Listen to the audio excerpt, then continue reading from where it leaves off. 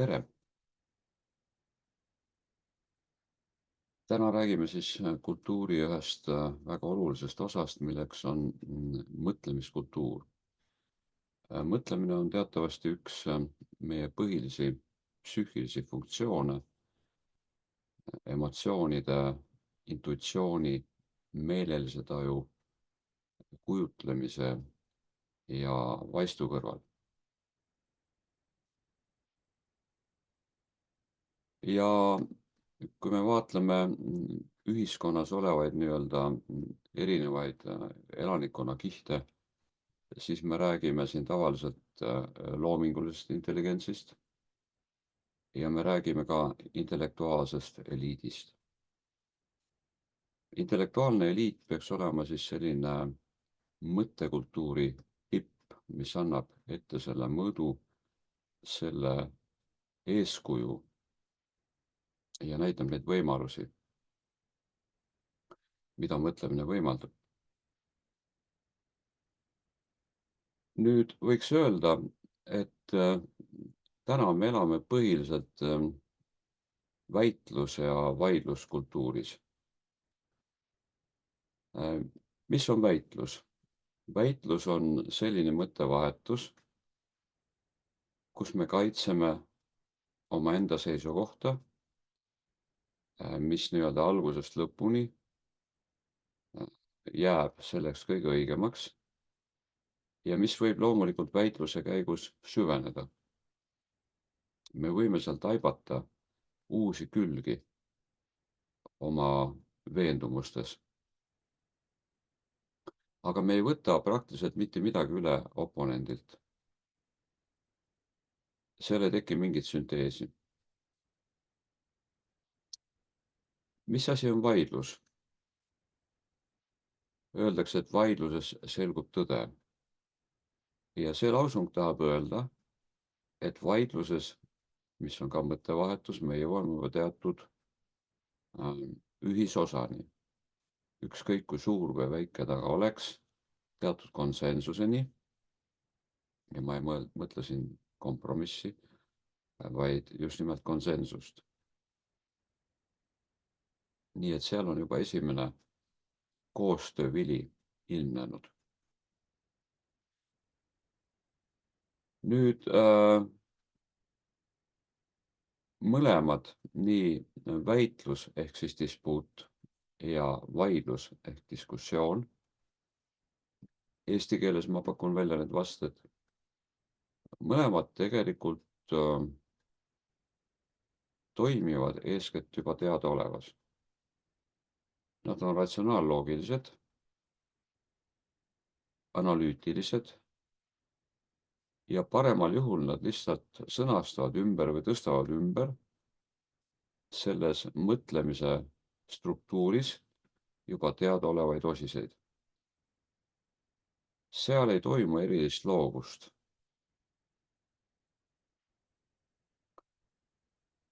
Rääkimata siis ühisloogusest. Nüüd veel kasutatakse selliseid mõisteid kaasaja kultuuris nagu debatt, traditsioonist pärit mõiste kärajad ja ka juturing, sealhulgas siis ka niinimetatud indiaani jutupulgaring. Ja praegu on ka mitmeid mõttekodasid, kes nimetavadki ennast mõttekodadeks, kus samuti käib ühel või teisel tasandil mõttevahetus. Kuid enne kui me lähme edasi, küsigem korraks, mis asi siis on mõtlemine? Mille poolest erineb emotsioonidest, meelelistest aistingutest ja ka kujutlusest? Üks allikatest pakkus välja, et mõtlemine on võrdlemine. See on erinevate vormide võrdlemine. Eriti kui me saame teada mingi uue vormi, siis me võrdleme seda olemasolevatega. kuid üldisem ja sügavam tundub mulle hoopiski mõtlemine kui seostamine.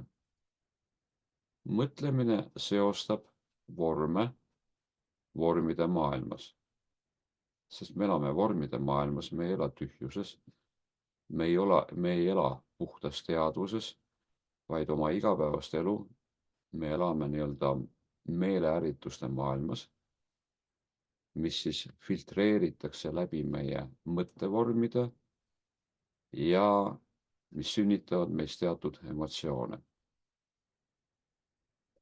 Nii et mõtlemine kui seostamine. Ja kui me opereerime meile teadaolevate seostega, siis võiks öelda, et me mõtleme teadaolevas. Kui me taipame aga uusi seoseid, siis on tegemist juba loomingulise mõtlemisega. Nii et on siis nagu justkui mitteloomingulisem mõtlemine, mis on tavaliselt ratsionaalloogiline, me seondame seda näiteks mentaalkehaga. Ja on loovmõtlemine, loova mõistuse nii-öelda väljund. Ja seda võib nimetada ka intellektiks, nagu Kriya jooga seda teeb. Intellekt on väga mitmekülgne loovmõtlemine, seal on kaasatud ka intuitsioon, seal on kaasatud teadlikkus, teadvelolu, seal on kaasatud niinimetatud eristatarkus, mida mina tõlgendan kui võimet eristada siis olulist ja ebaolulisest. Nagu Gurdjiev ütleb, et enamus inimesi tegelevad väikeste asjadega, väikeste seostega. Kuid sügavamale minnes me hakkame tegelema ka suuremate seostega, sügavamate seostega. Ja näiteks teadus ongi ka loodusteadus, on näide sellistest sügavamatest seostest, mida me ei taju meeltega, mida me ei näe konkreetselt oma meelteekraanil, oma kujutluses. Ja siin lisandubki mõtlemise selline tasand, mida me nimetame siis abstraktseks mõtlemiseks, mis näiteks lapse arengus, nooruke arengus ilmneb hiljem. Algab siis abstraheerimine. See tähendab, et kõige paremaks abstraheerimise näiteks on üldistamine, kus me jällegi näeme mingeid selliseid seoseid, mis on omased, ütleme, kõigile teatud liigi olenditele. Näiteks kui me vaatleme erinevaid koeri, siis kujuneb selle põhjal üldmõiste koer. Konkreetselt pole sellist asja nagu koer olemas, on konkreetsed koerad. Seejuures võivad nad olla väga erinevad, aga nad on konkreetsed, nad on meelelised ja nad on ka kujutluslikud. Nii et kõigepealt tekib siis konkreetne mõtlemine, mis on suguluses või mis ongi tegelikult kujutlusega seotud ja hiljem tekib abstraktne mõtlemine. Näiteks teine abstraktse mõtlemise viis on näiteks ekstrapoleerimine. Näiteks me võime ekstrapoleerida mingid mõõtmed nii-öelda lõpmatuseni. Me ei suuda ette kujutada lõpmatust, aga me saame abstraheerida sellised mõttevormid. Nüüd, kui me jõudsime siin loova mõtlemiseni, siis sellega me jõuame ühtaegu ka mõtlemise järgmise vormini pärast siis väitlust ja vaidlust, mis on siis loominguline vestlus.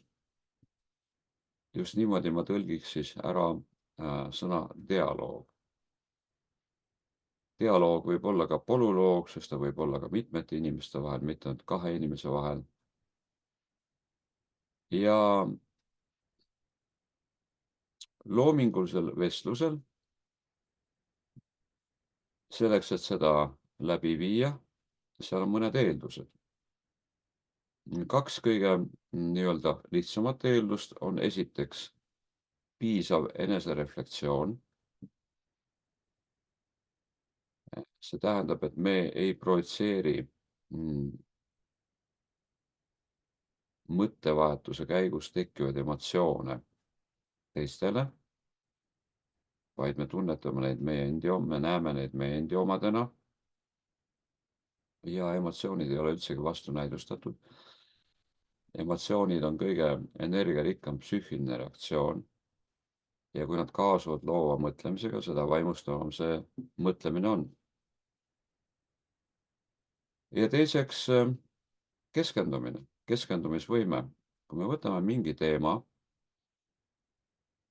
mingisuguse teesi või teesid, siis kuivõrd meil õnnestub mõttevahetuse käigus keskenduda sellele teemale või nendele teesidele, ilma et me kuskile mujale või laiale valguks. See vajab siis keskendumisvõimet.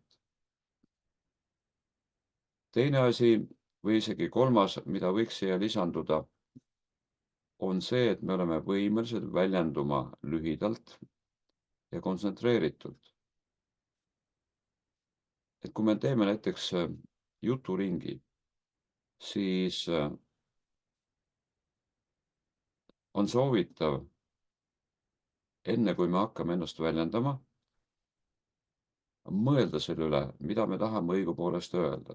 Et kas see on meil piisavalt keskendatud, piisavalt kontsentreeritud. Või me lihtsalt hakkame rääkima, teadmata veel isegi mida, kuna on meie kord, meie järjekord. Et siis me võime jätta rahulikult oma nii-öelda korra vahele ja pakkuda nii-öelda jutupulka järgmisele. Indiaani jutupulk on ilmselt üks parimaid dialoogi õppimise vahendeid, sest see võimaldab kõigil väljendada oma mõtteid. See ei sunni väljendama mõtteid, alati võib vahele jätta ja võib olla ka vaatleja näiteks, et me esialgu ei võtagi üldse kohustust olla nii-öelda selles juturingis. Me võime olla algul nii-öelda vaatlejad kui õpilased, kui õppijad, kuidas see asi siis käib. Ja siis, kui meil hakkab tulema omi mõtteid, siis me saame lülituda juba sellesse juturingi. Sest mõned inimesed kardavad, et oi, et mida ma seal ikka mõtlen, et mul veel ei tulegi mingeid mõtteid, et siis ma jään nagu kuidagi jänni omadega. Aga sellest aitab ka välja selline reegel, et me võime olla ka vaatlejad või siis rahulikult passida. Ja kui me näeme, et mitte ainult meie üksi ei jäta vahele, vaid ka mõned teised, siis on nagu olemas juba selline teatud ühismeel või turvalisus.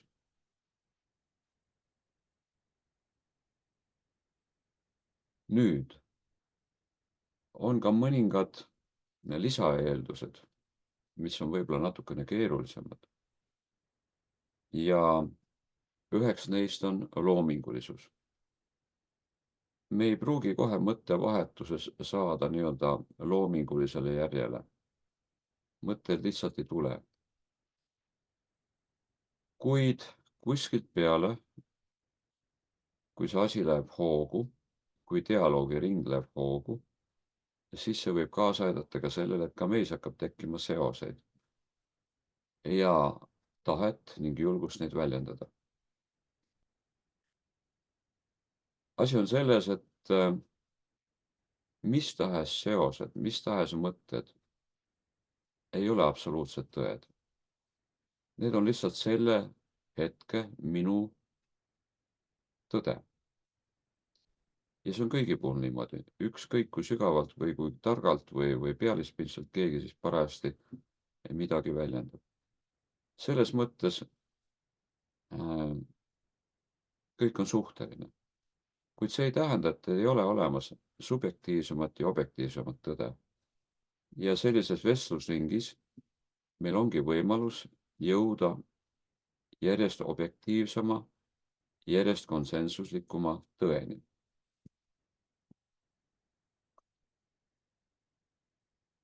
Nii et loovus. Ja teine lisaeeldus, mis muudab mõttevahetust sügavamaks, on teadmised, eruditsioon. Nüüd teadmistel on omakorda kaks vormi. Ühed on teoreetilised teadmised, mis on ka väga huvitavad. Ja teised on teadmised, mida me oleme integreerinud oma olemusse, omaenda elutarkusse nii-öelda. Ja sel juhul me väljendame seda, mida me ühtaegu oleme. On väga huvitav selline lausung, mida ma lugesin kuskilt, et sinu olemus karjub nii kõvasti, et ma ei kuule su sõnu. Ehk siis ma ei kuule su sõnu, mis on lihtsalt teoreetilised.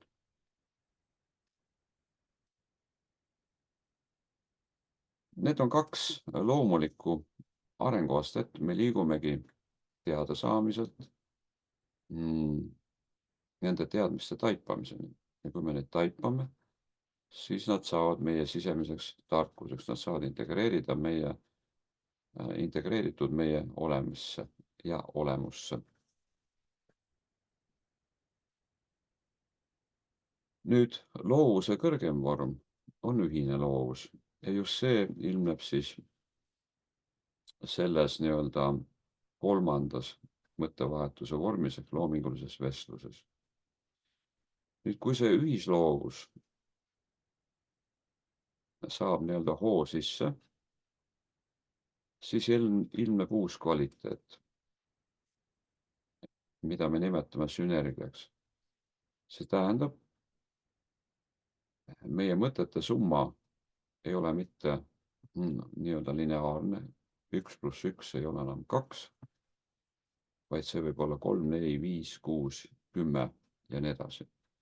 Tähendab, võimendub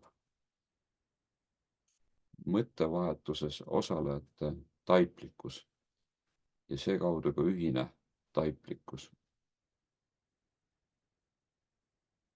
Mis tähendab taibata? See tähendab näha, kuidas üks või teine teadmine puutub otseselt meisse, meie igapäeva nii-öelda elupraktikasse. Et see muutub nagu praktiliseks, me saame seda rakendada oma olemises, oma vahetus olemises.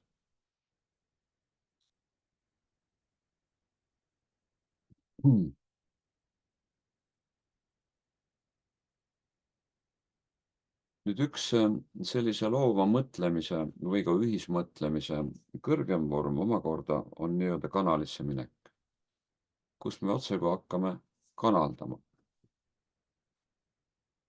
tundmatusest mingeid selliseid teadmisi, mida me varem ei ole teadnud. Ja mida me võime sel samal hetkel, kui me need väljendame, samas ka taibata. Et selles mõttes see on väga loominguline kogemus, väga nauditav kogemus. Ja kui me räägime, tuleme korra tagasi siia teadmiste juurde, siis milliseid teadmisi me võiksime kaasajal kaasata oma mõttevahetusse, mis on täna aktuaalne? Näiteks minu jaoks on aktuaalne ühelt poolt arengupsühholoogia, mis aitab meil mõista iseennast, aga ka ühiskonda läbilõikeliselt, sest on ka ühiskondlikud arengu psühholoogilised mudelid, näiteks spiraaldünaamika mudel. Ja teisalt näiteks geopoliitika. Kui meie mõtlemine on terviklik nüüd Ken Wilberi mõttes, et me ei tunne huvi mitte ainult iseenda sisemaailma või siis meie ühise sisemaailma, milleks on vaimukultuur vastu, vaid me tunneme huvi ka välismaailma, sealhulgas siis ühiskonna ja inimkonna vastu.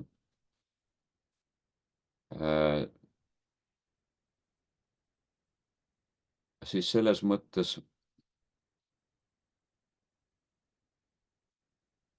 on kasulik tunda ühiskonnateadusi, eeskätt siis sotsioloogiat, sotsiaalpsühholoogiat. Miks mitte näiteks selliseid eridistsipliine nagu masside psühholoogia ja nii edasi. Nii et siin me saame toetuda eelkäijatele, oma suurtele eelkäijatele, mis võimaldab meil või vabastab meil teatud määral selliste lihtsamate jalgrataste leiutamisest. Ja me saame anda suurema panuse mitte ainult meie endi teadmisesse ja taipamisse, vaid ka kultuuri tervikuna. Me võime liikuda kultuuri eesliini poole, kui me oleme haritud ühes või teises valdkonnas. Omades samal ajal soovitada siis ka sellist terviklikumat ülevaadet nendest samadest siis sisemisest ja välisest maailmast, nende erinevatest sektoritest, siis näiteks isiklikust ja kollektiivsest sektorist, nagu Ken Wilber, tuntud siis arengupsühholoog, seda oma 4. kvadrandis on määratlenud, kui ta ütleb, et kõikvõimalikke nähtusi tuleks uurida kõigist 4 küljest: isiklikust ja kollektiivsest, seesmisest ja välisest.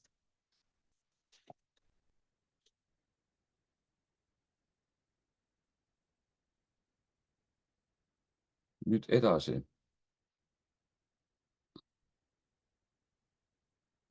Kui me ütleme, et mõtlemine on seondamine ja kui me ütleme, et see on teatud mõttes suhteline, ilma et oleks nii-öelda lõputult suhteline, vaid tal on siiski nii-öelda subjektiivsuse, objektiivsuse skaala, siis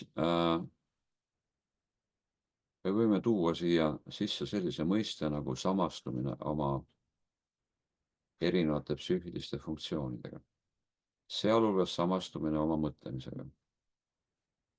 Ja kui me vaatleme tuntud Vipassana praktikat, mille eesmärk on vabastada inimene samastumisest, kõigepealt samastumisest oma meeltekogemusega, oma kehaga,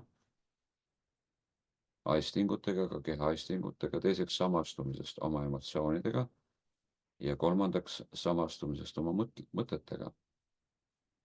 Mis juhtub siis, kui me ei samastu oma mõtetega?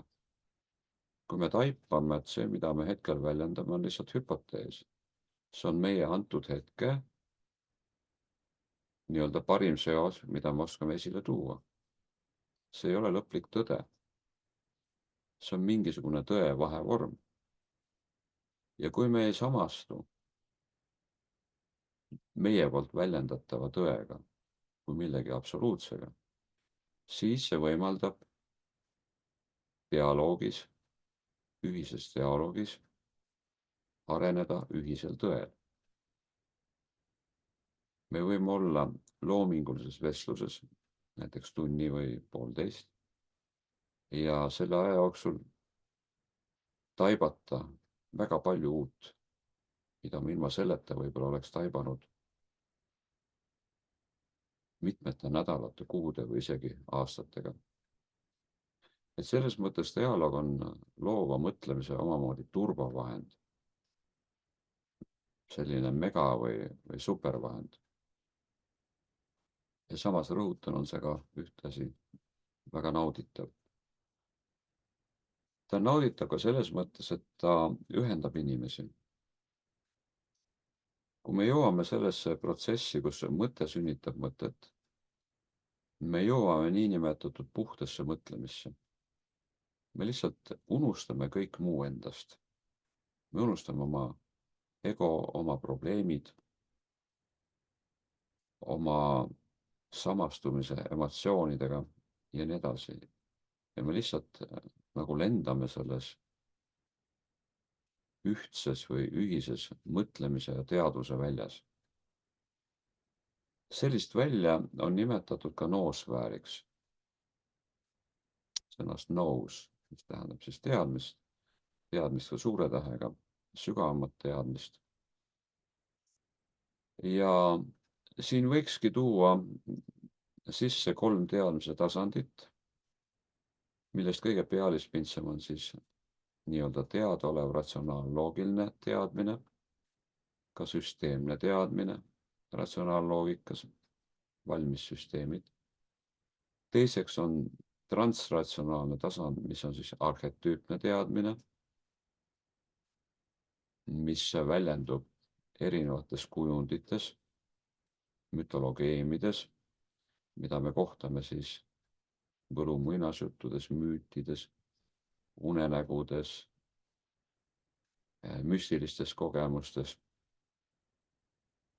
ja nii edasi. Ja 3. tasand on siis puhas teadvus, kus ei ole isegi enam mõtteid, ei ole ka loomingulisi mõtteid. On lihtsalt puhas tühi teadvuse väli, milles on väidetamisi väga sügav õndsus. Idas öeldakse sat sit ananda, olemine või kohalolu, teadvelolu ja õndsus, kui me vaatleme jooga traditsiooni. Mis juhtub, kui me ei samastu oma mõtetega, kuid ometigi need mõtted kannavad meid üha sügavamale taipamisse? Võiks öelda, et sel juhul muutuvad mõtted lihtsalt mänguvahendiks. Ja selline loominguline vestlus, ühine sünergiline edasimõtlemine saab omamoodi loominguliseks mänguks, milles võib ilmneda ka sakraalne mõõde, pühaduse mõõde. See võib muutuda kohati mitte ainult katartiliseks, vaid ka transformeerimaks. Me võime kogeda suuri valgustumisi, suuri taipamisi aeg-ajalt ja lisaks väiksemaid. Ja kui me räägime suurtest kogemustest, siis jõuame siin veel ühe olulise eeliseni. Ma mainisin ennist siin arengupsühholoogiat. Oleks suurepärane, kui me oleme omanud ka transpersonaalseid kogemusi, isiklikke, transpersonaalseid või ka müstilisi kogemusi. Kas siis läbi tarkade taimede, läbi mingite praktikate, näiteks läbi Stanislav Grofi holotroopse hingamise või unenägudes või mingite muude psühhoaktiivsete ainete abil, mis väga kergesti kannavad meid nii-öelda arhetüüpsesse maailma, mida ma mainisin kui kujundlikku ja mis on energeetiliselt ääretult intensiivne. Võiks isegi öelda, et sõnul kirjeldamatult intensiivne. Need emotsioonid, mida me seal kogeme ja need mõtted, nende sügavus tunduvad meile ennekuulmatult hämmastavalt intensiivsed. Ja kui nad jõuavad ka sügavate ühtsuskogemusteni, siis me saame rääkida juba müstilistest kogemustest, ehk siis transpersonaal- ja müstilisest tasandist. Ja kui meil on selliseid kogemusi, siis meil on olemas ka selline metapsüühiline või metafüüsiline teadvus, mis on palju-palju sügavam kui mis tahes selline diskursiivne, analüütiline, isegi väga loominguline mõttevahetus. Nii et meil sel juhul on olemas väga võimas taust kuni puhta teadvuseni välja. Ja see muudab selle mõtlemise nii-öelda brahma tantsuks või brahma mänguks, mida idas nimetatakse siis liila või leila, mis veelgi tõstab selle tegevuse, selle ühise loova tegevuse nii-öelda numinoossust. Ta võib minna kuni sakraalse numinoosseni välja.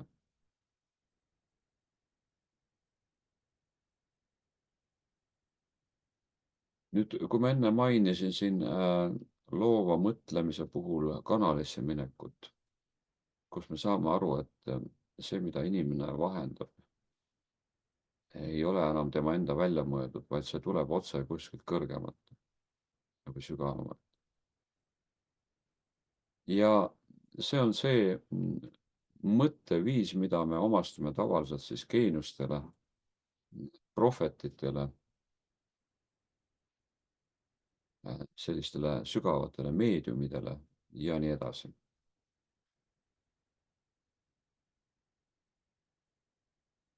Nüüd, kui meie eesmärk on selgitada koos mõtlemises välja tõde, siis siin tuleb lähtuda või arvestada seda, et kui inimesed on seotud mingite väga tugevate maiste sidemetega, näiteks ideoloogiliste sidemetega, poliitiliste sidemetega, siis sageli need ei võimalda inimestel väljendada täit tõde, sest seal taga on mingisugune paratamatu omakasu, oma turvalisus, oma julgeolek ja nii edasi.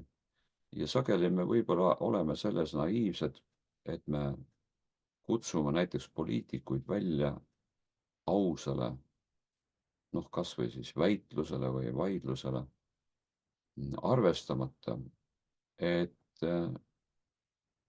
nad ei ole selle võrra vabad, nagu võib-olla meie seda oleme, kes me ei ole poliitilised või ideoloogilised tegijad. Ja sel juhul paratamatult seal saab olema mingisugune piir, millest me edasi mitte kuidagi ei saa. Inimesed lähevad kaitseseisundisse, et kaitsta mitte ainult oma ego, mis võib ka ilmneda vabas dialoogis, kus meil ei ole veel piisavalt enesereflektsiooni. Ja sellega võib öelda, et meie varjutöö ei ole piisav olnud, et me kipume teistele projitseerima oma varju. Nagu semiidi astraal või sakraalpoeesia ütleb, et vihka pattu ja armasta patust. Aga kui me hakkame vihkama patust ennast, ehk siis muutume isiklikuks, see näitab, et me ei ole dialoogi võimelised, kuna meie enesereflektsioon, meie samastumine oma negatiivsete mõtetega ja nende projitseerimine väljaspoole on miski, millest me ei suuda veel vabaneda. Nii et sel juhul ka muidugi dispuudis ja diskussioonis, ütleme, kui me teeme väitlusvõistlusi, ka seal peaks olema sellised projektsioonid välistatud. Et me ikkagi kritiseerime vaateid, mitte inimesi.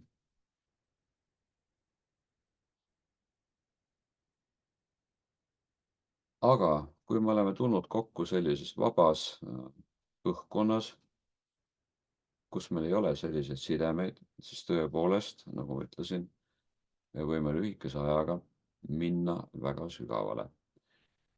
Ja selline protsess, ma kordan, võib olla väga inspireeriv. See sünergia võib olla erakordselt vaimustav. Ja selles sünergias võivad sisalduda täiesti uudsed võimalused, lahendused, tegevused, mille peale me seni tavalises mõttevahetuses või iseendis poleks uneski tulnud. Nii et seal võib sündida suuri imesid.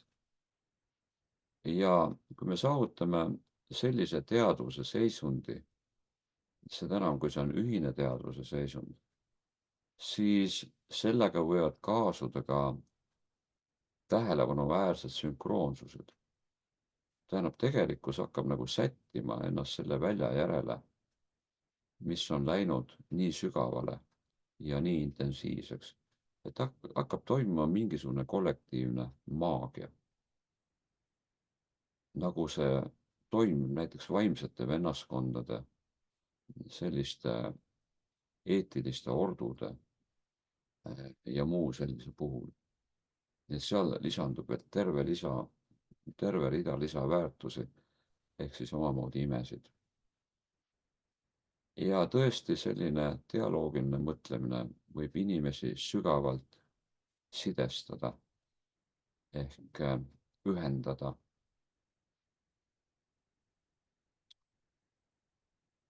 See võib olla sügav sõprus, see võib olla mingisugune vaimuvendlus ja nii edasi, mida kaasaja sellises pragmaatilises maailmas väga harva kohtab. Ja lõpetuseks siis mõte veel hõimurahvastest, milles on nende eelised meie kultuuriga võrreldes. Esiteks, neil on targad taimed, mis regulaarselt kannavad neid transpersonaalsetesse ja müstilistesse kogemustesse. Vastavate rituaalide raames, mis on välja töötatud väga põhjalikult ja peenekoeliselt, niimoodi, et nad mingil moel ei kahjustaks inimesi. Sest kui inimene satub suurte energiate maailma, siis on oluline, millise märgiga need energiad on.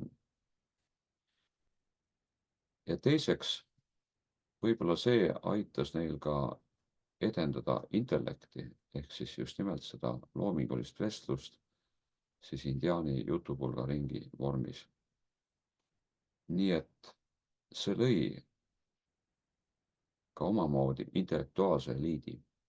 Ühelt poolt oli meil olemas transpersonaalne müstiline kogemus, mida ma ka rõhutasin ennist, ja teiselt poolt meil on olemas võime